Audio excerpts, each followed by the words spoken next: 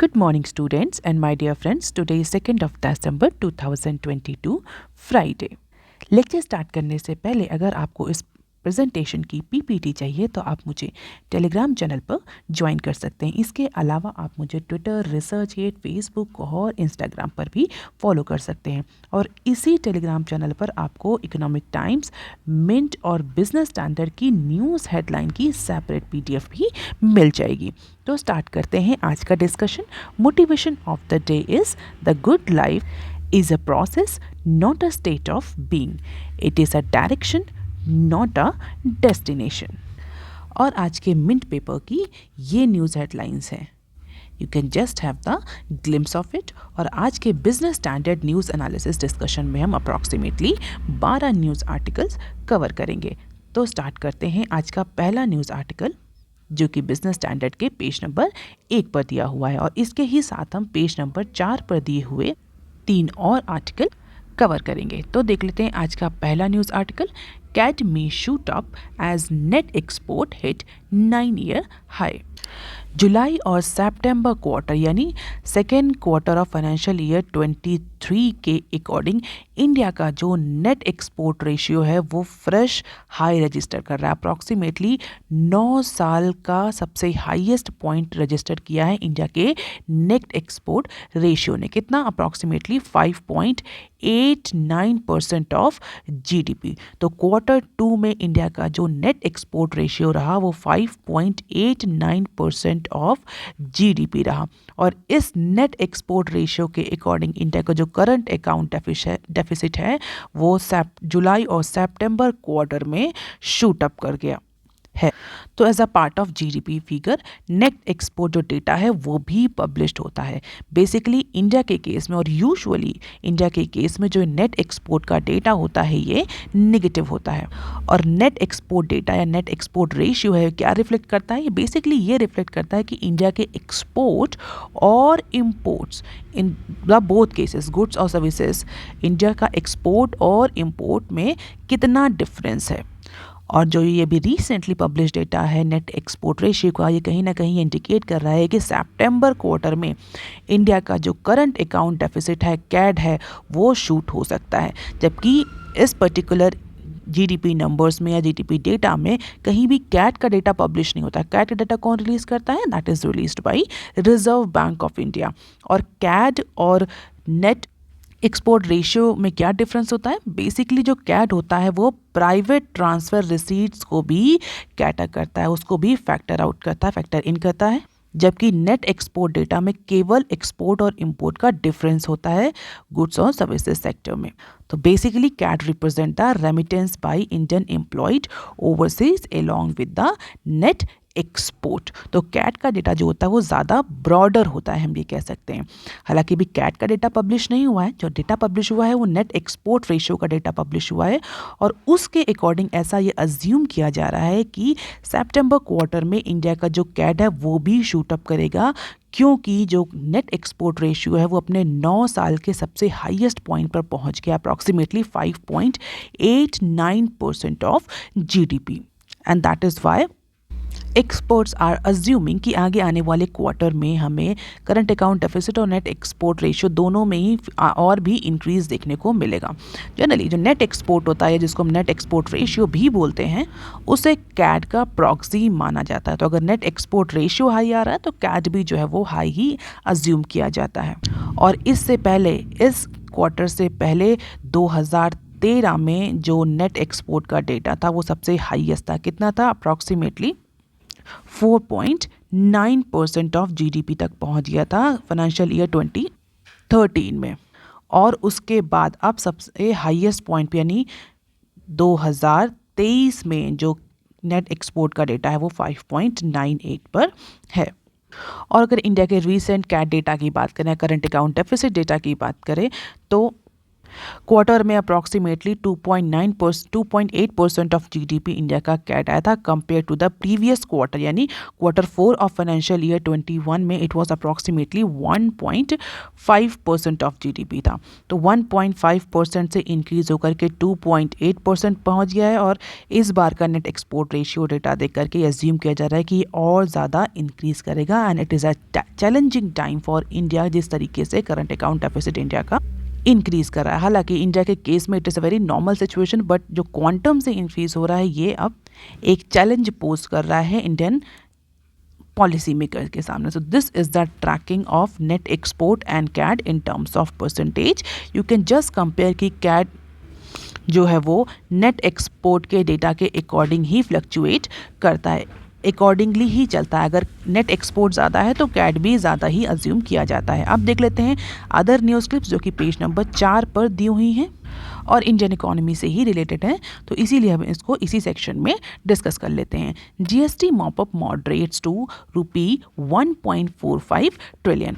जैसे कि इंडिया के लिए अदर जो इकोनॉमिक इंडिकेटर्स डेटा हैं वो मिक्स्ड रिजल्ट दे रहे हैं, उसी तरह अगर हम देखें कि ग्लोबल रिसेशन की वजह से इंडिया में जो इकोनॉमिक एक्टिविटीज़ हैं वो भी स्लो डाउन हो रही हैं और जिसका इम्पैक्ट हमें टैक्स कलेक्शन पर क्लियरली विजिबल हो रहा है। इंडिया का जो जीएसटी कलेक्शन है वो नवंबर के मंथ में अप्रॉक्सीमेटली 1.45 ट्रिलियन रहा, जो कि पिछले महीने यानी अक्टूबर में अप्रॉक्सीमेटली 1.52 ट्रिलियन था। तो अक्टूबर के मंथ्स के कंपैरिजन में नवंबर में हमें जीएसटी कलेक्शन में मॉडरेशन देखने को मिला है, स्लो डाउन देखने को मिला है।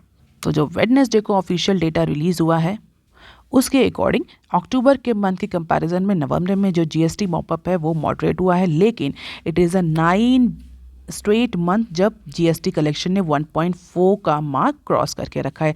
नवा लगातार महीना ऐसा है जब जो जीएसटी कलेक्शन है वो 1.4 ट्रिलियन का मार्क के ऊपर ही है।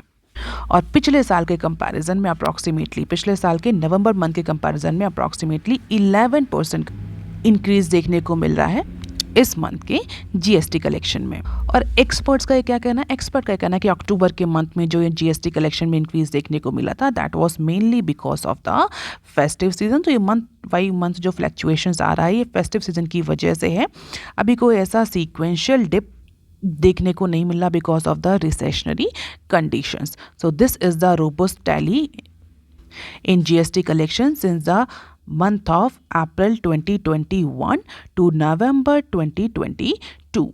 और हम देखें तो कुछ माइन्यूट फ्लक्चुएशंस के अलावा वैसे जीएसटी कलेक्शन में एक हमें ठीक ठाक डिसेंट ग्रोथ रेट देखने को मिल रही है। अब देख लेते हैं next clip. Manufacturing PMI in November hits a 3 month high. कल के न्यूज़ एनालिसिस डिस्कशन में हमने डिस्कस किया था कि because of the manufacturing activities, because of the manufacturing sector, India का जो जीडीपी ग्रोथ रहा है क्वार्टर 2 का वो कम रहा है। सर्विस सेक्टर ने एक रोबस्ट ग्रोथ रेट रजिस्टर किया था जिसकी वजह से ओवरऑल 6.3% का जीडीपी ग्रोथ रेट हमें देखने को मिला into quarter 2 of financial year 23। But as per the recently published data of India purchasing manager index, manufacturing activities are all set to rise slightly to 55.7 in the month of November in comparison to October that was approximately 55.3। तो 55.3 mark register किया था manufacturing PMI ने अक्टूबर में। नवंबर में ये increase होकर के 55.7 हो गया है, जो कहीं ना कहीं इंडिकेट कर रहा है कि अक्टूबर के मंथ के कंपैरिजन में नवंबर में जो मैन्युफैक्चरिंग एक्टिविटीज़ हैं वो इंक्रीज हुई हैं। और हम सभी जानते हैं कि जो पीएमआई है उसको 100 के पॉइंट पर मेजर किया जाता है, 1 to 100, और 50 जो होता है वो मीडियन पॉइंट होता है। 50 के ऊपर अगर ये पीएमआई का नंबर आता है तो हम ये मानते हैं एक्सपेंशन था, और 50 के अगर नीचे आता है तो कॉन्ट्रैक्शन माना जाता है उस पर्टिकुलर सेक्टर में। तो थर्सडे को एसएनपी ने अपना PMI का डेटा रिलीज किया and this PMI data in case of manufacturing sector reflects an improvement in employment and purchase by factory, क्योंकि एक तो 50 से ऊपर है तो कहीं ना कहीं एक्सपेंशन रजिस्टर हो रहा है। इसके अलावा पिछले मंथ के कंपैरिजन में भी यानी अक्टूबर मंथ के कंपैरिजन में भी इंक्रीज देखने को मिल रहा है। तो अपने 3 महीनों के हाईएस्ट पॉइंट पे पहुंच गया है इंडिया का purchasing manager index in case of manufacturing. जैसे मैन्युफैक्चरिंग सेक्टर के लिए पब्लिश होता है वैसे ही सर्विस सेक्टर का भी PMI पब्लिश होता है और दोनों में ही कंसेप्ट सेम रहता है। 50 से ऊपर अगर है PMI एक्सपेंशन, 50 से नीचे है तो कॉन्ट्रैक्शन। अब देख लेते हैं next clip. Railways ferries 124 MT freight clocks 5% rise since last year. CAD, GST और मैन्युफैक्चरिंग PMI का अगर हम डेटा देखें तो एक मिक्स्ड इकोनॉमिक रिजल्ट रिफ्लेक्ट होता है। तो इसी से रिलेटेड एक और डेटा है इकोनॉमी से रिलेटेड रेलवे फेरीज को लेकर के, उसको भी हम यहीं कवर कर लेते हैं क्योंकि रेलवे फेरीज, ट्रांसपोर्टेशन ये रिफ्लेक्ट करते हैं कि इकोनॉमी में कितनी एक्टिविटी हो रही है, कितनी डिमांड है, कितना परचेज और सेलिंग है। तो as per the recent data जो इंडियन रेलवे है उसने अपने फ्रेट में अप्रॉक्सीमेटली 8 से 9% की ग्रोथ रेट रजिस्टर करी है for every month of this financial year. इस फाइनेंशियल ईयर में जो इंडियन रेलवे का जो फ्रेट ग्रोथ है वो अप्रॉक्सीमेटली 8 to 9% की ग्रोथ रेट से ग्रो कर रहा है and saw it's second consecutive month of tepid growth in the month of November. तो अभी तक इंडियन रेलवे की जो फ्रेट ग्रोथ रेट था वो 8 to 9% था, बट लगातार दूसरे महीने इंडियन रेलवे में 5% से कम की फ्रेट में कम की ग्रोथ या फेरीज में कम की ग्रोथ रेट हुई है, या हम बोल सकते हैं टेपिड ग्रोथ रेट। हालांकि ग्रोथ अभी भी है। पैंडेमिक के ड्यूरेशन में जिस तरीके से इम्पैक्ट हुआ था इंडियन रेलवे, उसके बाद से रिकवरी स्टार्ट हो गई थी, बट जिस तरीके से अभी लास्ट 2 मंथ से नेशनल ट्रांसपोर्टर का जो रिकवरी है वो टेपिड हो गया है, बोल सकते हैं टेपर्ड हो गया है। 5% के आसपास की ग्रोथ रेट रजिस्टर हो रही है। ये कहीं ना कहीं इंडिकेट कर रहा है कि गुड ट्रांसपोर्टेशन पर, इकोनॉमिक एक्टिविटीज़ पर, बाइंग एंड सेलिंग पर जो इकोनॉमिक रिसेशंस है उसका इम्पैक्ट हमें देखने को मिल रहा है। और रेलवे ऑफिशियल्स भी इस बात को मान रहे हैं कि जो लास्ट 2 मंथ में जो ग्रोथ रेट एक्सपेक्ट किया था उससे कम ग्रोथ रेट रजिस्टर हुआ है। और अगर यही ट्रेंड परसिस्ट रहता है as per the railway official, तो जो फाइनेंशियल ईयर 23 है इसमें अप्रॉक्सीमेटली 1500 से लेकर के 1550 MT तक का ही गुड ट्रांसपोर्ट कर पाएगा इंडियन रेलवे। जबकि जो टारगेट था वो कितना था? टारगेट था 1700 MT का टारगेट था। तो प्रॉबेबली जो इंटरनल टारगेट सेट किया गया था फेरीज के लिए, ट्रांसपोर्टेशन ऑफ गुड्स के लिए, फ्रेट के लिए, वो अचीव ना हो पाए अगर यही जो लास्ट 2 मंथ में जो ग्रोथ रेट देखने को मिला है, अगर यही ग्रोथ रेट इंडियन रेलवे में रहता है। अब देख लेते हैं article number 2 that is given on page number 6 of business standard. Russia maintains hold price cap threat looms. Recently western commodity analytics firms और इंडियन कस्टम ने इंडिया के जो ऑयल एक्सपोर्ट इंपोर्ट है उसको लेकर के डेटा पब्लिश किया है, और उस डेटा के अकॉर्डिंग जो रशिया है या जो रशियन ऑयल है उसका डोमिनेंस अभी भी इंडियन क्रूड ऑयल मार्केट पर देखने को मिल रहा है in the third consecutive month of November. तो जो रशिया है वो इंडिया के जो वेस्ट एशियन सप्लायर्स हैं, इराक और सऊदी अरेबिया, जो उनको बोलते हैं प्रोमिनेंट और बहुत इंपॉर्टेंट सप्लायर है इंडिया के, उनको भी सरपास करता हुआ दिख रहा है। तो Russia continue to exercise its dominance over India's crude oil market for the third consecutive month in November. और एक्सपर्ट का ये मानना है कि जो भी प्रपोज सैंक्शन थे जो यूएस और ईयू जैसे या वेस्टर्न कंट्रीज़ ने रशियन ऑयल पर लगाए थे कि उनसे कोई भी ऑयल या कोई भी कंट्री जो है वो रशिया से ऑयल ना इंपोर्ट कर पाए, जो अर्ली दिसंबर में लगाए गए थे because of the Russia Ukraine crisis, उनका इम्पैक्ट बहुत ज़्यादा विजिबल नहीं हो रहा। क्यों? क्योंकि रशिया ने अपने ऑयल की कॉम्पिटिटिवनेस बढ़ा दी है। कैसे कॉम्पिटिटिवनेस बढ़ा दी है रशियन ऑयल की? After giving the huge discounts to the importing country, और जिसकी वजह से इंडिया के केस में, मोर स्पेसिफिक इंडिया के केस में, जो रशियन ऑयल है उसका जो शेयर है वो कंटिन्यूसली इंक्रीज होता जा रहा है, even more than its traditional west Asian suppliers Iraq and Saudi Arabia. और अगर London based commodity intelligence provider का डेटा माने तो रशिया ने approximately 9,09,400 barrel a day of crude oil India को शिप किया है in the month of November, जो कि अक्टूबर में अप्रॉक्सीमेटली 7,000 पर बैरल था, 7,000 बैरल था पर डे। तो 7,000 बैरल पर day from October month to 9 lakh barrel a day in the month of November. That is a huge increase as per the London based commodity intelligence provider. हालांकि इस particular data को लेकर के कितना acceptance है that is a separate matter of argument.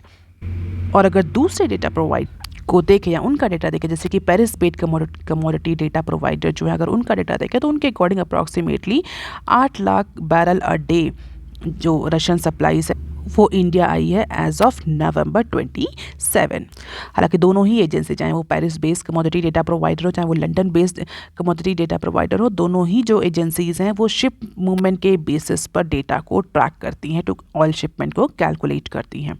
हालांकि अगर Russia का देखा जाए तो टैंकर मूवमेंट है वो भी थोड़ा सा चेंज होता है, क्योंकि रशिया पर सैंक्शन लगे हैं, तो कई बार ऐसा होता है कि जो डेस्टिनेशन है वो चेंज कर दिया जाता है, वहाँ से कार्गो शिफ्ट किया जाता है दूसरे पर्टिकुलर वेसल में।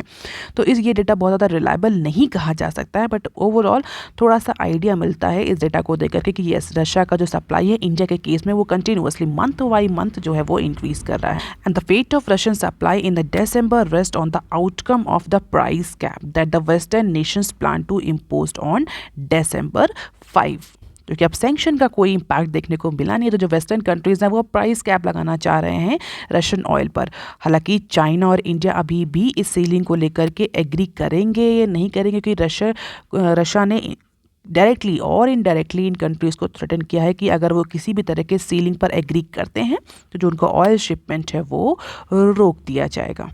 और जो वेस्टर्न कंट्रीज़ हैं वो क्या थ्रेट लगा रहे हैं, उनका ये थ्रेट है कि अगर आप हमारा जो प्राइस कैप है वो फॉलो नहीं करेंगे रशियन ऑयल पर, तो जो आप वेस्टर्न टैंकर्स और इंश्योरेंस यूज़ कर रहे हैं आप वो यूज़ नहीं कर पाएंगे। चाइना का केस थोड़ा सा डिफरेंट है। चाइना की डिपेंडेंसी वेस्टर्न टैंकर्स और इंश्योरेंस कंपनीज पर नहीं है। हालांकि इंडिया जो है अपने एक्सपोर्ट इंपोर्ट के लिए वेस्टर्न टैंकर्स और इंश्योरेंस पर ज़्यादा डिपेंडेंट है। दैट इज़ वाई इंडिया पर जो है वो प्रेशर ज़्यादा है वेस्टर्न कंट्रीज से। एक साइड से वेस्टर्न कंट्रीज़ का प्रेशर है, दूसरे साइड से रशिया का प्रेशर है। Late us see how India will survive this pressure. कि रशिया का जो थ्रेट है कि ऑयल शिपमेंट रोक दिया जाएगा, वेस्टर्न कंट्रीज प्राइस कैप के लिए कह रहे हैं, और इंडिया की जो डिपेंडेंसी है दोनों ही, क्रूड ऑयल रशिया प्रोवाइड कर रहा है इन केस ऑफ इमरजेंसी, और टैंकर और इंश्योरेंस सर्विसेज जो हैं वेस्टर्न कंट्रीज प्रोवाइड कर रहे हैं। So let us see how India will be able to survive. Although Russia ने दोनों ही कंट्रीज़ को थ्रेट किया है कि अगर वो प्राइसिंग कैप को फॉलो करते हैं तो जो शिपमेंट है उनका ऑयल शिपमेंट है चाइना और इंडिया का वो रोक दिया जाएगा। सो this is India's oil import from the country of consignment Russia, Iraq and Saudi Arabia. तो 3 कंट्रीज का कंपैरिजन है, अगस्त से लेकर के नवंबर तक का डेटा दिया हुआ है। This yellow indicates Iraq, orange indicates Iraq, red indicates Saudi Arabia and this blue indicates Russia। और जो डेटा है वो 1000 बैरल पर डे के अकॉर्डिंग है। अब देख लेते हैं article number 3 that is given on page number 6 of business Standard. G20 presidency a watershed movement, PM's principal secretary. So कल फॉर्मली इंडिया को G20 की प्रेसिडेंसी दे दी गई। इंडिया ने G20 की प्रेसिडेंसी ले ली। And after taking the G20 presidency, our Prime Minister called it a shift in fundamental mindset to benefit the humanity as a whole। और हमारे prime minister का ये भी कहना है कि it will B inclusive, ambitious, decisive and action oriented. This presidency will be inclusive, ambitious, decisive and action oriented and it will help all the humanities all over the world. और इसके साथ ही एक ऑनेस्ट कन्वर्सेशन को encourage भी किया है हमारे prime minister ने, हम बोल सकते हैं इंडिया ने।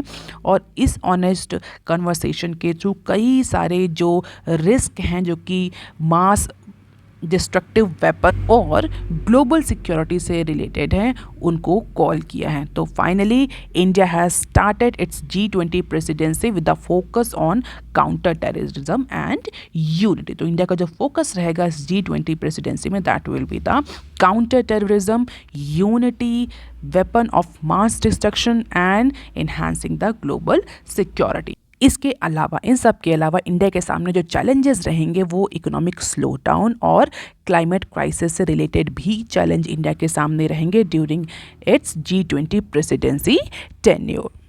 सो अब जो G20 कंट्रीज़ की जो नेक्स्ट लीडर समिट है वो न्यू दिल्ली में होगी 2023 में। अब थोड़ा सा G20 के बारे में हम देख रहे हैं तो G20 was formed in 1999 in the backdrop of the financial crisis of late 1990s and definitely the very basic purpose of this grouping was to ensure the financial stability by involving the middle income countries। और अगर importance की बात करें तो G20 countries collectively hold 60% of world population, 80% of global GDP and 75% of global trade। Member countries कौन से हैं? Argentina, Australia, Brazil, Canada, China, France, Germany, India, Indonesia, Italy, Japan, Korea, Mexico, Russia, Saudi Arabia, Saudi Africa, Turkey, UK, USA and EU.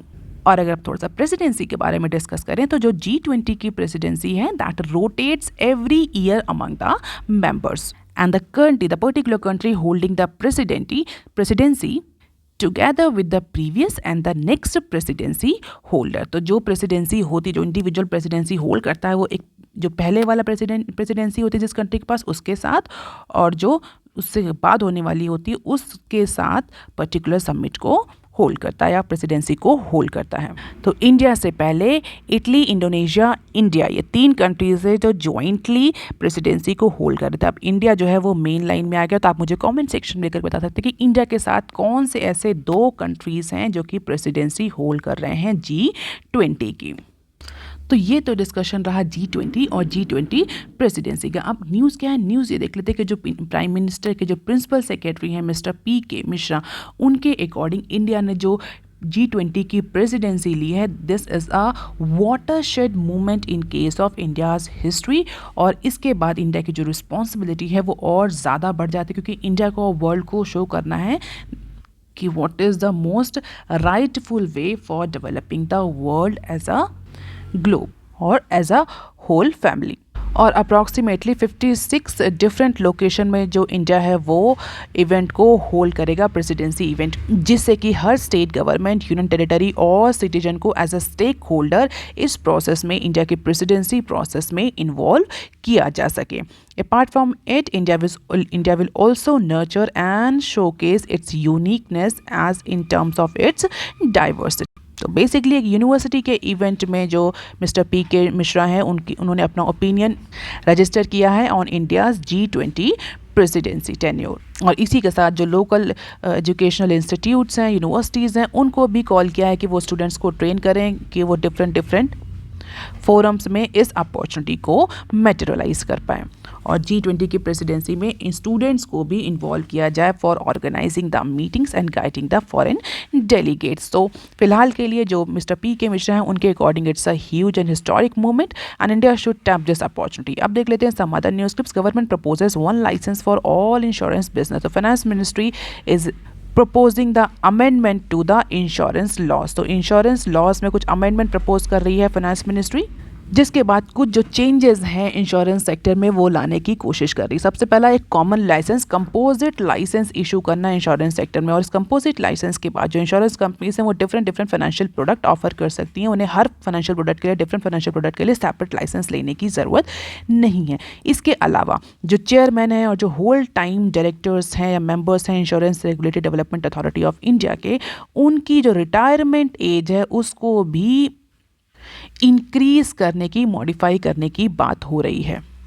तो ये proposal है insurance act 1938 में कुछ changes लाने के लिए। और ऐसा कहा जा रहा है अगर ये चेंज आ जाते हैं तो जितने भी जो इंश्योरेंस कंपनी थे जो general insurance, life insurance, health insurance में ऑपरेट कर रही है, उनको अब सेपरेट लाइसेंस लेने की ज़रूरत नहीं। From the regulator they can operate in through 1 licence, composite licence of insurance sector.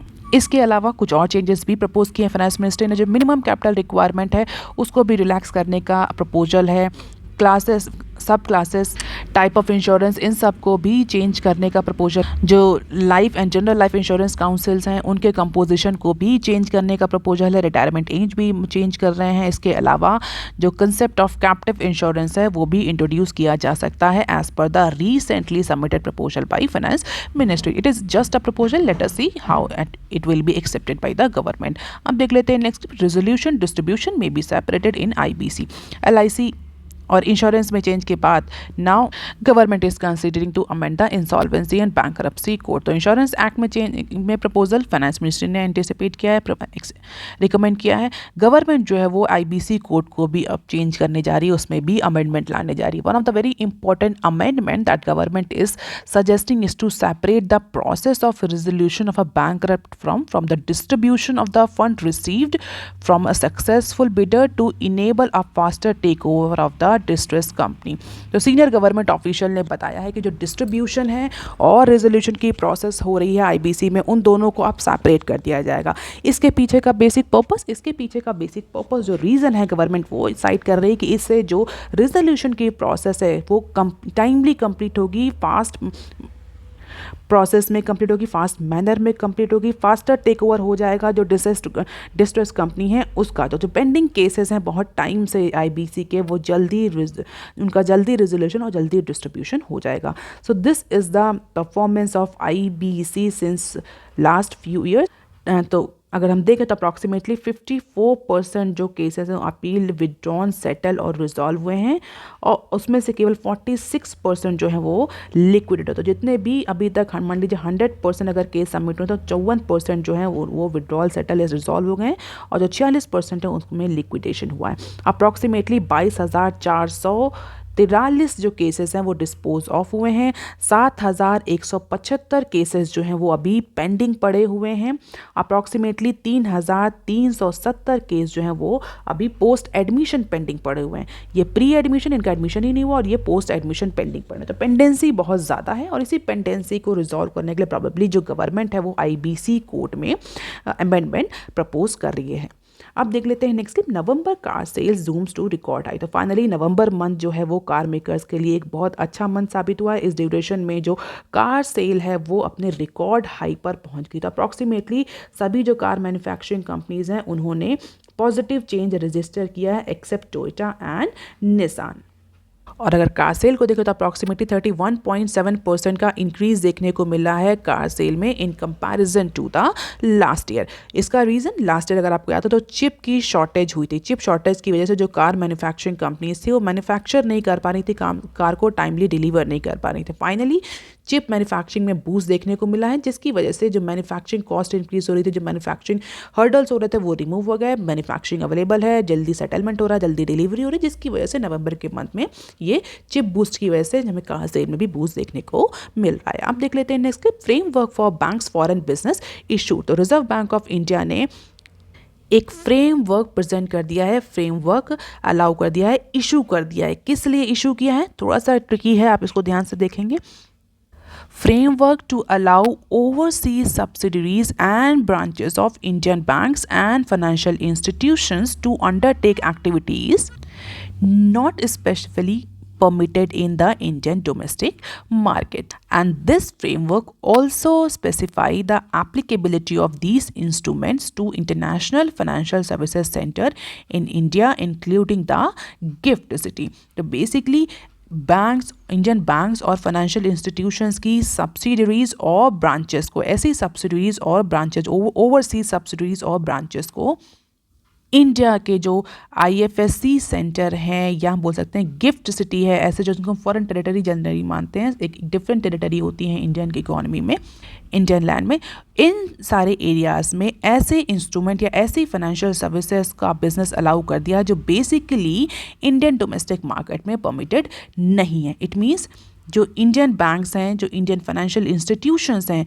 उनकी ऐसी फॉरेन सब्सिडरीज, ऐसी फॉरेन ब्रांचेस जो कि फॉरेन में ऑपरेट कर रही थी ऐसे इंस्ट्रूमेंट्स पर या ऐसे प्रोडक्ट्स पर जो कि वहाँ अलाउ थे बट इंडिया में अलाउ नहीं थे, तो अब उन फॉरेन सब्सिडरीज और फॉरेन ब्रांचेस को इंडिया में भी ऑपरेट करने को अलाउ कर दिया है, बट स्पेसिफिक जो इकोनॉमिक टेरिटरीज हैं उनमें, जैसे कि गिफ्ट सिटी और आईएफएससी सेंटर।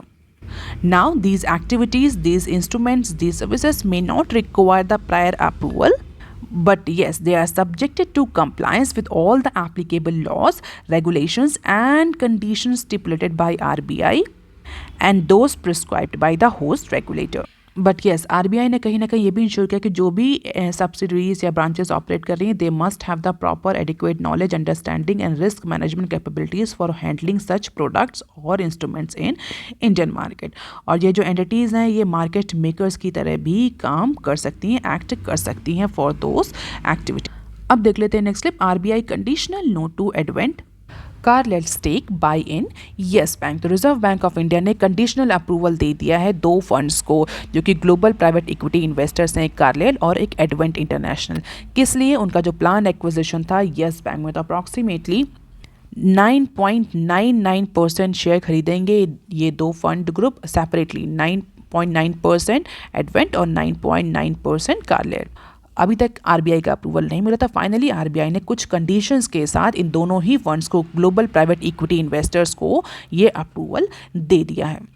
अब देख लेते हैं next slip, rupee gains at Fed hints at slower US rate hike. So US Federal Reserve ने इंडिकेशन दिया है कि प्रॉबेबली अपकमिंग मीटिंग्स में इतना एग्रेसिव रेट हाइक नहीं होगा, जिसकी वजह से जो यूएस डॉलर की स्ट्रेंथनिंग थी वो उतनी पेस में नहीं होगी, जिसकी वजह से जो इंडियन रुपी है इस पर्टिकुलर ऑप्टिमिज्म की वजह से इंडियन रुपी ने गेन किया अगेंस्ट द यूएस डॉलर। तो इंडियन रुपी में कुछ अप्रिसिएशन देखने को मिला, इंडियन रुपी में कुछ स्ट्रेंथनिंग देखने को मिली इंडियन रुपी और गवर्नमेंट बॉन्ड में on Thursday, after the Federal Reserve chairman has hinted that going forward the US central bank may reduce the pace of what has been extremely aggressive policy tightening in financial और in year 2022।